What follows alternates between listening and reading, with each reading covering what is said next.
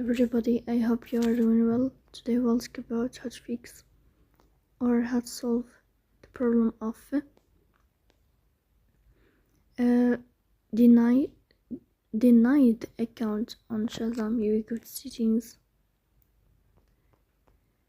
Here we go to apps, default apps, app settings. In this list you will search about Shazam and you will click here in this page. Then we click on first stop and you will click OK. Here you will enter to storage. Then we click on clear cache.